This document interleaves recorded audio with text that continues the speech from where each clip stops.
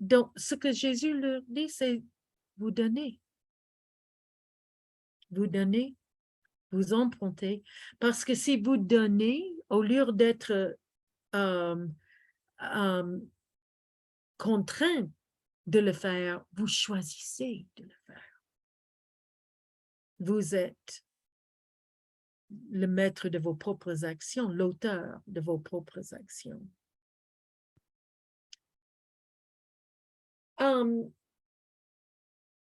Et enfin, amour des ennemis, au-delà de l'amour exigé par la loi. Vous avez appris qu'il a été dit, tu aimeras ton prochain et tu haïras ton ennemi. Mais moi, je vous dis, aimez vos ennemis, bénissez ceux qui vous maudissent, faites du bien à ceux qui vous haïssent, priez pour ceux qui vous maltraitent, vous persécutent. Vous connaissez ce que Jésus a dit, n'est-ce pas? Soyez donc parfaits comme votre Père céleste est parfait. Parfait en pardon. Le mot parfait, ça ne veut pas être, ce n'est pas une perfection légaliste. Le mot c'est téléos, ça veut dire j'accomplis mon but.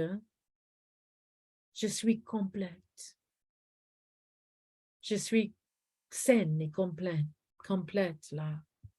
Et donc, c'est une perfection en amour et intégrité qui est exigée pour les disciples de Jésus. Puis Jésus va nous montrer la vie juste. Et il y a ces exemples. Nous sommes au chapitre 6 maintenant. Vous connaissez ces exemples. Ne pratiquez pas votre justice devant les hommes pour en être vu, mais faites-le pour votre Père en secret, sans publier. Première chose, l'aumône. Ne le faites pas avec la trompette devant vous, mais que ta main gauche ne sache pas ce que fait ta droite. C'est comme ça que tu auras ta récompense du Père. Donc, les riches faisaient l'aumône ainsi. Donc, en faisant beaucoup de publicité parce que officiellement, c'est une société, vous vous rappelez, c'est honneur-honte, la société. Et on accumule l'honneur en étant généreux envers les plus pauvres. Mais il n'y a pas de considération de la source de l'argent. Donc, quelqu'un qui est riche par escroquerie ou par exploitation, par injustice, quand même dans l'idée de la société, il ramasse de l'honneur en donnant. Mais c'est pour ça qu'il le fait. Donc Jésus dit non, ne soyez pas comme ça. Et puis prière. L'amour pour l'approbation publique peut remplacer l'amour de Dieu. Ne le permettez pas. Et une autre chose que Jésus dit, en priant, ne multipliez pas de vaines paroles comme les païens qui s'imaginent qu'à force de paroles, ils seront exaucés. Ne le ressemblez pas, car votre Père sait de quoi vous avez besoin avant que vous le lui demandiez. C'est contre la nécessité d'importuner Dieu longuement avec des prières puissantes, de construire de longues prières puissantes qui vont impressionner tout le monde. Attention, attention. Et ne cherchez pas à travers vos mots de manipuler Dieu. N'imaginons pas que nous pouvons manipuler Dieu. D'abord. Mais attention à vos raisons de construire vos prières puissantes, dit Jésus. Le jeûne,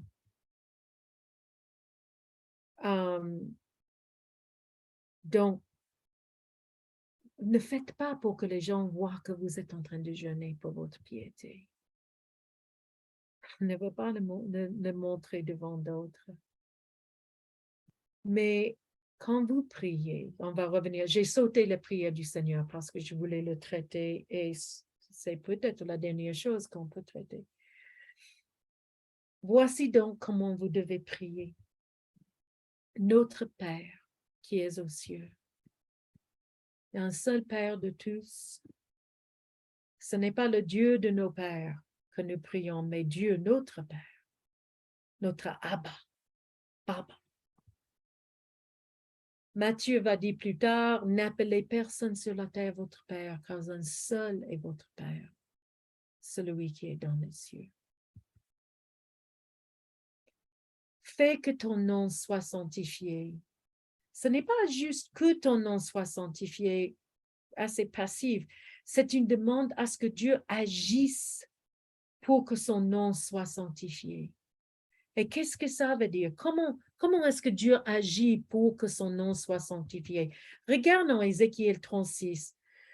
C'est pourquoi dit à la maison d'Israël, ainsi parle le Seigneur, ce n'est pas à cause de vous que j'agis de la sorte, maison d'Israël, c'est à cause de mon saint nom que vous avez profané parmi les nations où vous êtes allés. Je sanctifierai mon grand nom qui a été profané parmi les nations, que vous avez profané au milieu d'elles. Et les nations sauront que je suis le Seigneur, dit le Seigneur l'Éternel, quand je serai sanctifié par vous sur leurs yeux.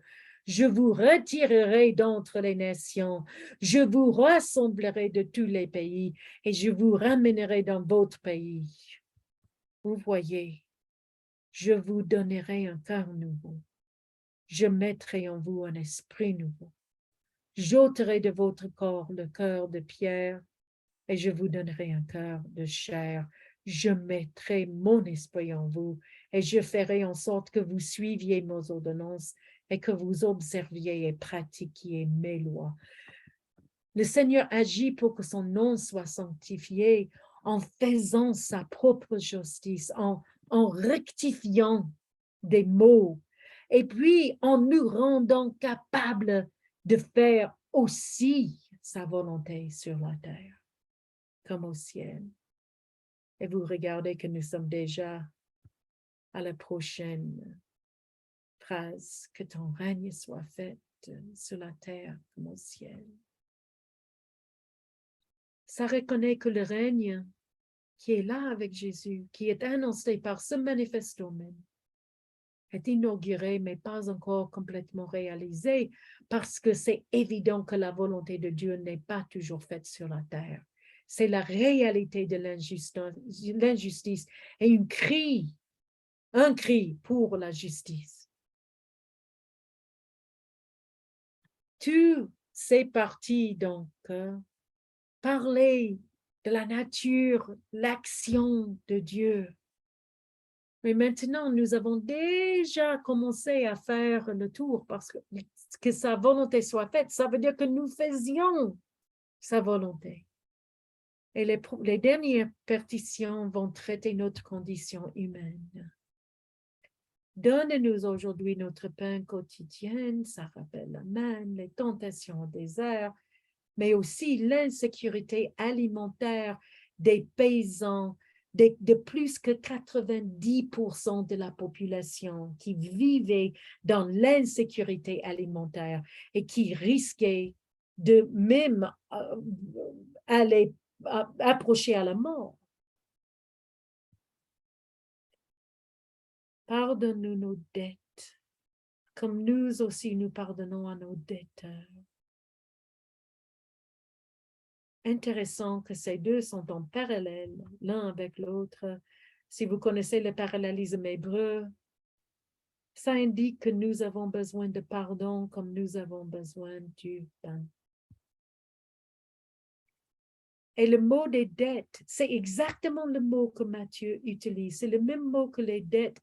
Plusieurs fois, il utilise ce mot pour nous rappeler que ce sont toutes sortes de dettes, des dettes spirituelles, tout ce qu'on en doit à Dieu. bien sûr, mais que le système de dette était tellement lourd pour les gens de Galilée, les gens de toute la Judée également, mais les Galiléens qui étaient des paysans sous le contrôle des propriétaires absents, vivaient dans avec la force de la dette, hein, et des locations qu'il fallait payer également aux propriétaires de la terre. Et puis le risque d'être toujours jeté en prison, donc, prison, c'était toujours présent pour eux. On a besoin d'être pardonnés et nous avons besoin de pardonner les uns les autres. Et ne nous induis pas en tentation, ça veut dire à l'épreuve. Et délivre-nous du malin. Ça nous rappelle la tentation de Jésus dans le désert et à Gethsémani. Mais la grande tentation de nous désespérer devant l'injustice et notre perception que Dieu n'agit pas. Les tentations que nous avons, les pires tentations, c'est vraiment le désespoir. C'est de ne plus faire confiance à Dieu, de perdre notre espoir. Et puis à la fin, car c'est à toi qu'appartiennent dans tous les siècles le règne, la puissance et la gloire. Amen. Alors, mes chers, je crois que nous devons prendre quelques questions. Nous avons traité 47 des diapos parmi 72. Donc, bien plus que la moitié. Il reste peut-être moins qu'1 heure pour terminer avec Matthieu. Vraiment dommage que je n'ai pas pu traiter.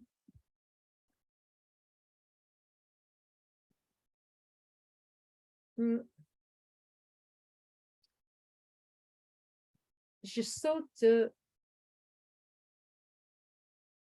Je reviens juste à cette partie pour que vous voyez, parce que je crois que c'est important de le voir. Oups.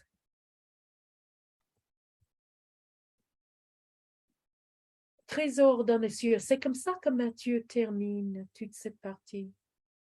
Ne vous amassez pas des trésors sur la terre, où le teigne et la rouille détruisent, où les voleurs percent et dérobent, mais amassez-vous des trésors dans le ciel, où le teigne et la rouille ne détruisent point, et où les voleurs ne percent ni ne dérobent. Car là où est ton trésor, là aussi sera ton cœur. Je voulais que vous voyiez des références au trésor dans les cieux. Parce que des fois, on a une tentation de penser que c'est la piété personnelle qui veut dire de mettre le trésor dans les cieux. Mais il y a 2 textes qui expliquent ce qui est soutenu et sous-entendu.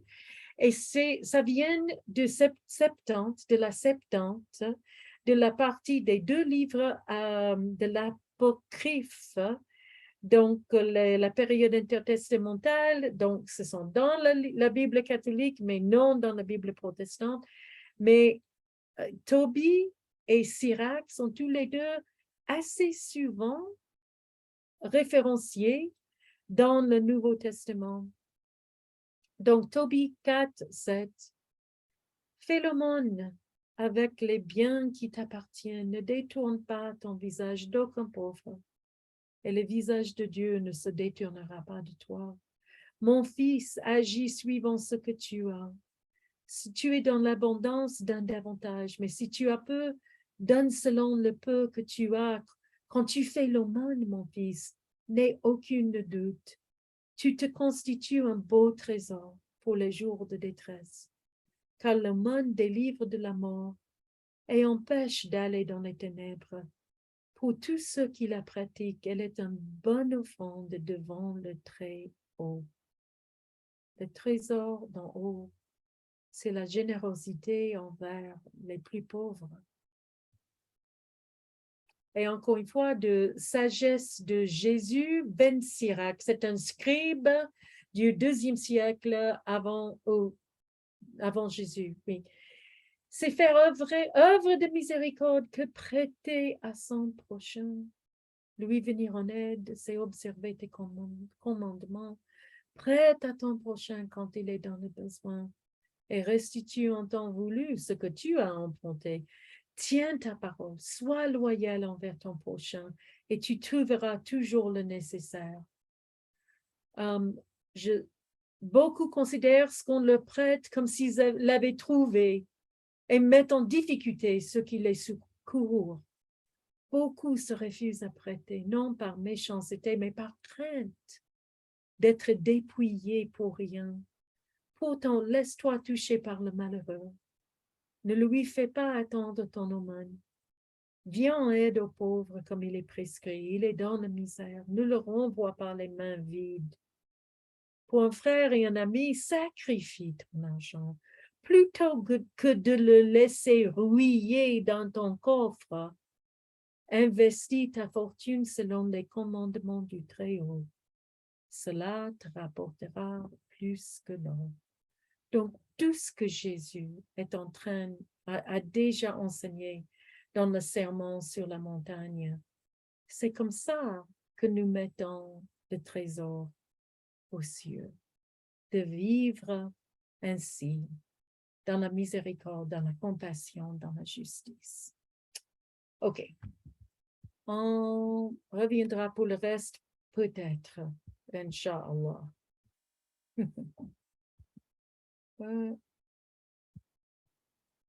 J'arrête de partager pour prendre quelques questions.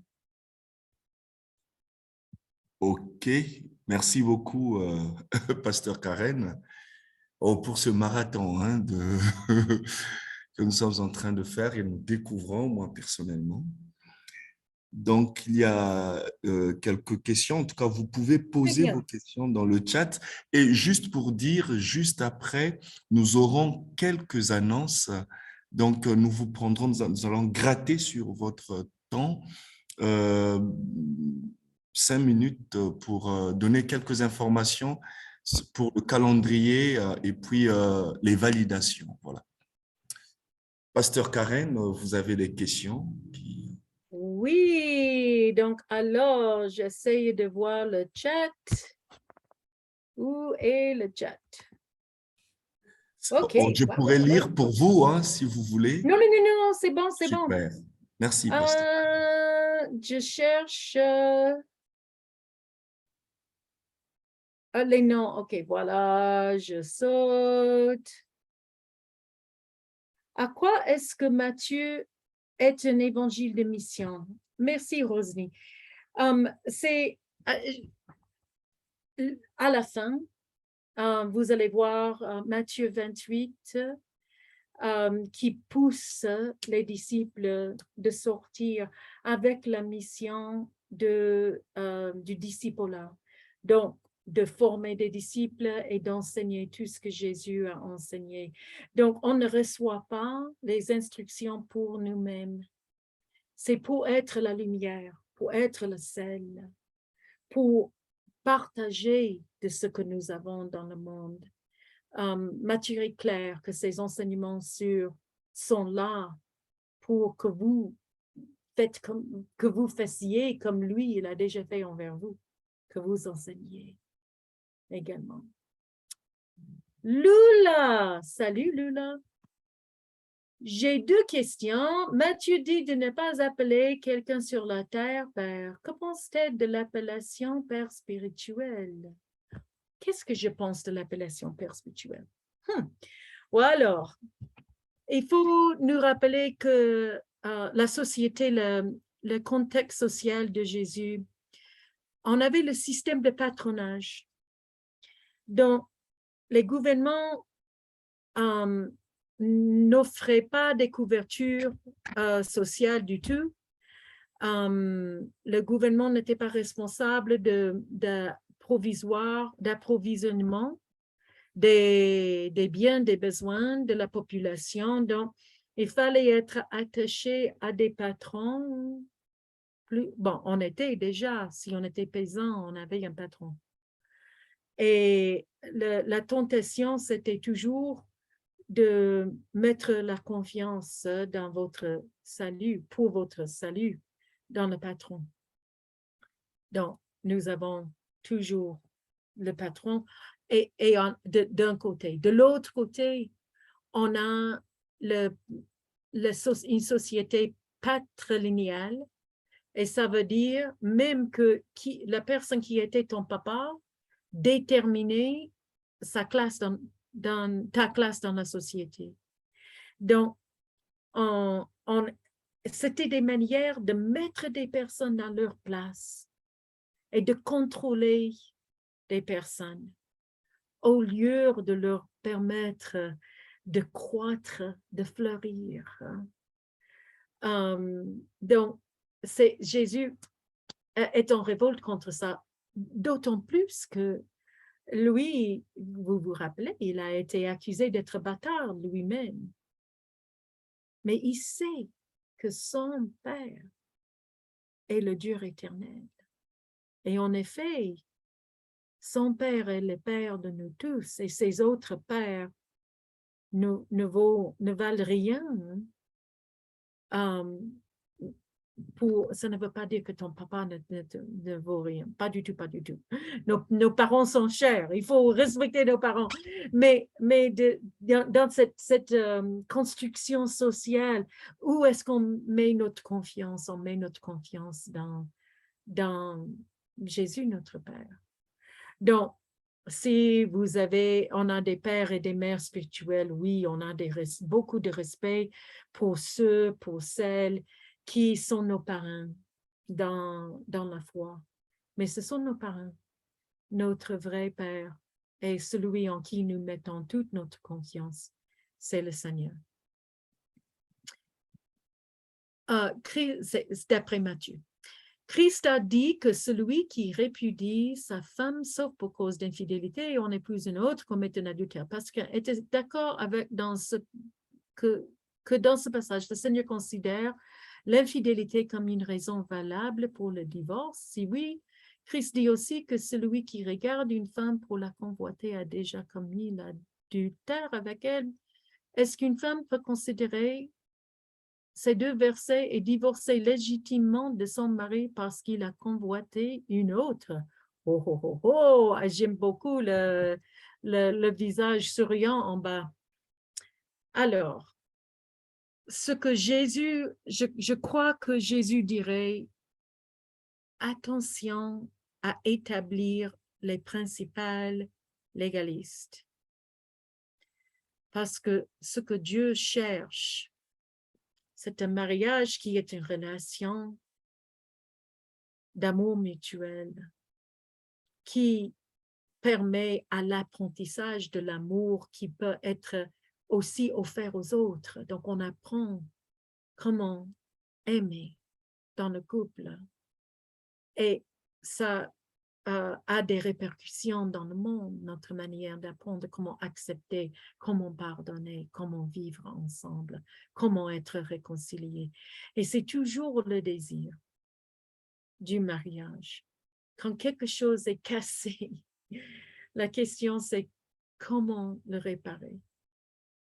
Et Jésus ne veut pas qu'on facilement on trouve que quelqu'un, on peut jeter quelqu'un, mettre à part, on peut laisser, on peut abandonner, que ce n'est pas son désir. Alors, j'hésiterais de faire un principe légaliste, mais l'adultère, pour eux, c'est clair que dans ce que Jésus a dit, ça constitue une infidélité énorme et à Dieu et à l'époux l'épouse. Et c'est clair que c'est grave. Et Jésus, comme tu as déjà dit, attention, Jésus dit que si votre cœur est déjà en train de faire un adultère, faire attention et faire le nécessaire pour changer, pour être transformé dans votre couple pour que ça puisse revenir à ce que Dieu a toujours voulu pour votre couple, cet atelier d'amour.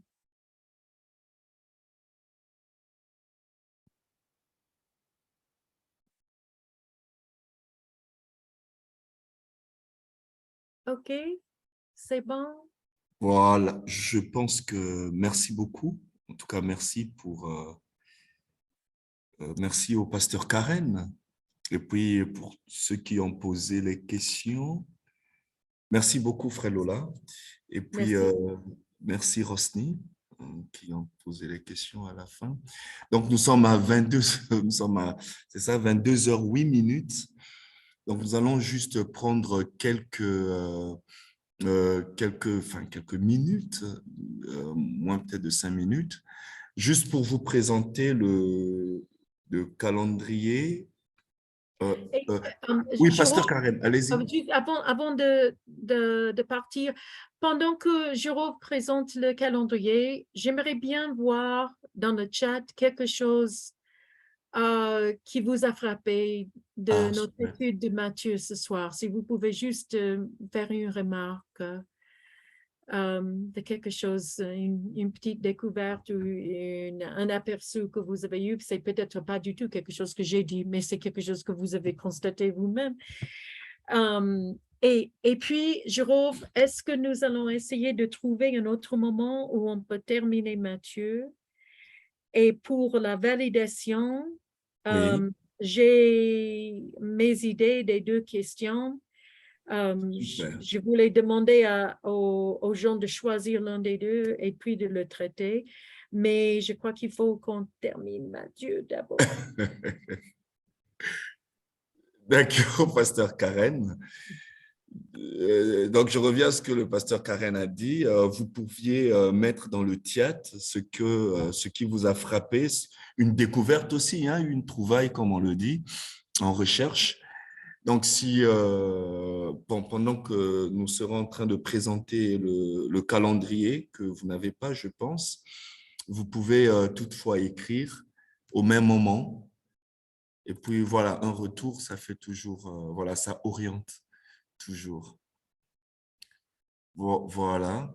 Donc, Pasteur Karen, je vous remets la parole tout de suite pour la prière. Je vais rapidement présenter le calendrier pour que nous ayons une idée. Je ne sais pas si vous voyez le calendrier que vous avez sous vos yeux. Vous arrivez à voir? Mhm. Super. Donc, très rapidement, pour vous donner une idée, alors nous sommes au 31. Donc, vous comprenez certainement que on va dire, c'est l'avant-dernier, enfin, c'est l'avant-dernier coup hein, pour les évangiles synoptiques parce que nous trouverons une date. Ça peut être aussi la semaine prochaine, mais nous allons vous confirmer pour finir l'évangile de Matthieu avec le pasteur Karen. Donc, il nous faut absolument ajouter une séance. Et donc, ça peut J'aimerais être bien de faire la semaine prochaine, si c'est possible, pour que les gens... absolument, Oui. c'est dégagé parce que nous aurions eu une formation avec le docteur Pierre Admy. Et donc, je pense que nous pourrions continuer avec Matthieu pour finir avec. Et donc, après les évangiles synoptiques, nous aurons la liturgie, un cours sur la liturgie, hein, liturgia, comme on le dit, avec le pasteur Maxi, qui viendra pour nous parler un peu des rubriques, des cultes, voilà, tout ce qui va avec le culte. Donc, nous irons du 14 au 5 décembre. Et donc, le 12 décembre, juste après le cours du pasteur Maxi, nous aurons une conférence en décembre sur Dieu et la famille et Dieu. Voilà le rapport entre la famille et Dieu, donc la famille et Dieu, père, enfant et ainsi de suite, avec le pasteur Natacha, qui est pasteur à l'île Maurice. Voilà, donc nous irons un peu très loin quand même, hein.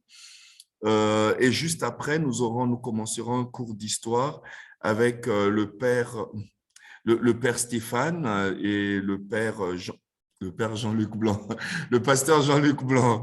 Voilà, donc comme un cours à double voix, comme nous l'avons fait l'année dernière. Et juste après ça, nous aurons une conférence en février, donc ça c'est en janvier, le cours d'histoire.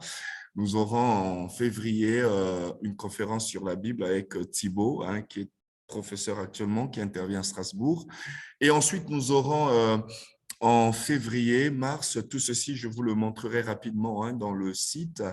En dogmatique, nous aurons le cours Dieu et la création, c'est-à-dire le récit de la Genèse, Genèse 1 et Genèse 2. Nous allons aussi découvrir que Genèse 2 a été écrit avant Genèse 1. Et donc, voilà, il y a plusieurs surprises. Pour le mois de mars, nous aurons une conférence sur Ruth, la Moabite, donc dans le rôle de la femme dans l'Ancien Testament.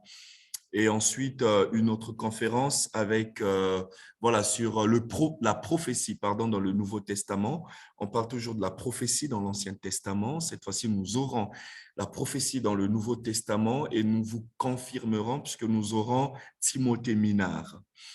Et en mars et avril, nous aurons le Pentateuque, c'est-à-dire Pentateuque, c'est les 5 livres de la Bible, les 5 premiers livres de la Bible.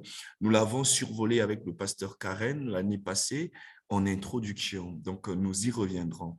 Et comme d'habitude, nous aurons les conférences sur Pâques avec Madeleine Viguer. C'est qui fera Pentateuque? Le Pentateuque, c'est Monsieur Coulagnin. Voilà, Monsieur Coulagnin. Et voilà, nous aurons Pentateuque à 2 niveaux, hein, Monsieur Coulagnin et puis le pasteur Diouf. Voilà, la deuxième partie. Et puis, nous aurons dogmatique pour rattraper l'année passée, puisque nous n'avons pas fait la théologie hein, l'année passée, enfin le cours de théologie systématique l'année passée. Donc, cette fois-ci, nous allons aussi confirmer, nous aurons la Trinité avec Brigitte Cholvy, qui est professeure à l'ICP, l'Institut catholique de Paris. Voilà. Et puis ensuite, nous pourrons terminer, hein, si possible, avec les ministères dans le Nouveau Testament avec le professeur Jérôme Cotin, qui est aussi professeur à Strasbourg.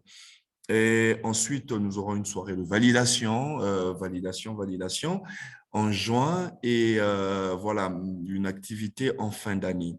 Alors, tout ce que je suis en train de dire, vous l'aurez dans le site, hein, je vous mets le site. Dans le site, notre site, donc formationeam.com, vous irez juste en bas du site. Bon, déjà là, Pasteur Karen, vous voyez ce que je déroule?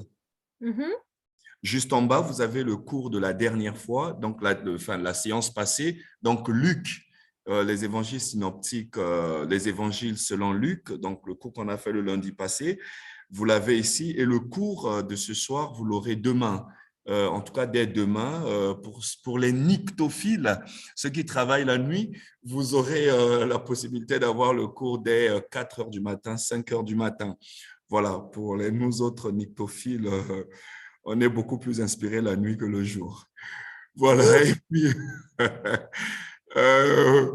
donc voilà, nous aurons ces cours-là, vous avez les premiers cours et vous avez le calendrier juste en bas, juste après les témoignages que vous avez, hein, il y a Papa Robert aussi, vous avez le calendrier ici. Donc, ce que nous avons à faire, par exemple là, c'est les cours que nous avions eus le mois d'octobre. Hein. Donc, vous aurez juste à cliquer sur la date. Par exemple, je clique le 17 octobre. Nous avions eu cours de synoptique, cours 2. Nous sommes le 31. J'ai à cliquer, c'est Évangile synoptique 4. Vous allez voir le mois de novembre. Donc, au mois de novembre, je n'ai qu'à cliquer 7 novembre ou 14 novembre. Voilà, vous cliquez le 7 novembre, il n'y a rien parce qu'effectivement, il n'y avait pas un cours et donc, Dieu sait faire les choses. Nous avons le Mais cours de... maintenant, on va le faire. Nous aurons un cours avec, voilà, nous allons continuer, nous allons finir, achever, hein. On a dit tout est lost tout à l'heure. Donc, le cours des Ça ne va évangistes pas durer avec... 3 heures. Non, non, du tout, Non, hein. non, non. Du tout, du tout. Voilà. Donc, vous allez cliquer le 14, vous avez le pasteur Maxi, liturgie, donc cours 1, le 21 aussi, liturgie cours 2. Vous aurez liturgie cours 3. Vous allez au mois de décembre, vous cliquez 5, liturgie cours 4, le 12. Vous avez la conférence Dieu et la famille, ainsi de suite. Donc, vous avez tout le calendrier avec vous. Et je vais finir avec une petite annonce. Ce sont les validations. Vous savez que l'année passée, nous avions eu un petit souci pour les validations, comment les recueillir, comment les analyser, comment vous les renvoyer et tout ça. Et donc, cette année, le problème a été résolu avec la plateforme que nous avons devant, enfin, que vous avez devant vous. Alors, comment ça va se passer? Tous ceux qui n'ont pas eu le temps de valider, de nous envoyer leurs travaux, il n'y a plus de problème parce que le problème a été résolu. Donc, vous allez simplement, pour toutes les validations de l'année passée, nous envoyer les travaux selon ce qui avait été demandé. Sinon, pour ceux qui ne savent pas les modalités, n'ont pas pris connaissance de modalités, nous vous enverrons un petit, dans le site, déjà sur WhatsApp, nous vous orienterons. Donc, nous vous mettrons toutes les validations qui avaient été envoyées par les professeurs. Et c'est généralement des résumés, les résumés de cours. Et donc, vous aurez à résumer tous les cours. Vous avez tous les supports des cours. Vous n'avez qu'à regarder, le site, hein. Vous avez pratiquement tous les cours. Je le fais exprès pour nous. Par exemple, pour ceux qui n'ont pas pu, ceux qui ne se sont pas inscrits l'année passée, qui ont trouvé en cours, c'est sympa de dire ça. Donc, vous avez, vous avez tous les cours que nous avons fait l'année passée. Donc, vous regardez, vous résumez simplement ces cours. Alors, ça, c'est pour l'année passée. Pour cette année, les modalités seront données. Donc, le pasteur Karen nous a déjà fait un clin d'œil et peut-être le lundi prochain, le pasteur Karen reviendra sur les modalités d'évaluation des évangiles synoptiques. Donc, quand vous aurez fait ça, vous nous envoyez euh, vos résumés de tous les cours de l'année passée euh, sur support@formation.eam.com, mais tout cela vous sera envoyé, hein, le comment faut-il envoyer, ainsi de suite, tout ce que je suis en train de dire.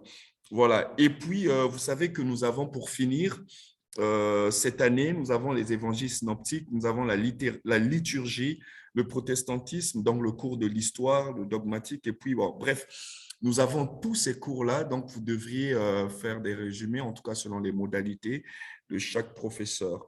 Et donc, pour finir, je chute avec les certificats, donc le diplôme qui sera octroyé. Vous savez qu'il y en a deux. Donc, il y a un premier certificat ou une attestation. Ça sera l'attestation de participation. Du moins, cela, ça ne va pas demander des validations. Si vous voulez voilà, faire cours, vous participez simplement et tout ça. À la fin, nous verrons les participations, c'est-à-dire vos présences, vos différentes présences, participations, parce que nous notons les présences chaque fois. Voilà pourquoi nous vous disons de vous connecter avec les vrais noms, parce que ça nous permet d'aller voir vos noms parmi les inscrits. Et donc, quand vous avez fait ça, nous notons chaque fois. Et donc, à la fin, nous délivrons une attestation de participation simplement. Maintenant, il y a une deuxième attestation ou diplôme, c'est le certificat de théologie élémentaire. Voilà, ce que nous sommes en train de faire. Et n'aura droit à ce certificat ou ce diplôme de théologie élémentaire que ceux qui n'auront droit, ceux qui auront validé tous les cours selon les modalités. Voilà, donc tout ce que je viens de dire, je l'ai dit lapidairement, donc vous le verrez sur notre site, donc ça passera en bannière, ça passera en information, de sorte que voilà, vous ayez tous les cours, vous fassiez que voilà, vous ayez lu tous les cours, que vous nous ayez envoyé vos validations et puis voilà. Bref, donc nous mettrons toutes les informations dans notre site et d'ailleurs, si vous ne vous êtes pas inscrit, vous n'aurez vraiment pas droit à tous les cours parce que c'est uniquement quand vous êtes inscrit que vous pouvez suivre tous les cours, c'est-à-dire les 30 minutes de chaque cours ou les 1 heure de chaque cours. Voilà, je vais vraiment m'arrêter là parce que voilà, ça fait voilà, un bon bout de temps que nous sommes là et veuillez visiter le site et vous aurez toutes les informations. Voilà, donc, Pasteur Karen, nous vous renvoyons la parole peut-être pour la prière. OK, OK. Oh, c'est vraiment dommage que nous n'avons... Peut-être la semaine prochaine, on aura juste un petit peu de discussion aussi. Oui. J'aurai quelques questions de discussion parce que en présentant tant de matériel dans un moment tellement raccourci comme ça, on n'a pas l'occasion d'échange et ça me manque. Mais en tout cas, prions maintenant. Au Seigneur, ce don qui est l'Évangile selon Matthieu nous a été donné pour que nous puissions avoir la foi et que nous puissions enseigner les uns les autres et enseigner des nouveaux pour qu'ils aient aussi la foi. Seigneur, notre foi est en toi et toi seul. Toi qui nous as sauvés. Toi qui nous as menés vers une vie de compassion, de miséricorde, de justice, d'amour et de joie. Permets, Seigneur, maintenant à ce que tout ce que nous étudions contribue vers notre fidélité. Pour que nous puissions continuer la tradition de Matthieu, notre parrain, qui nous a tant enseigné par rapport à notre Père, notre seul Père, toi qui es aux cieux.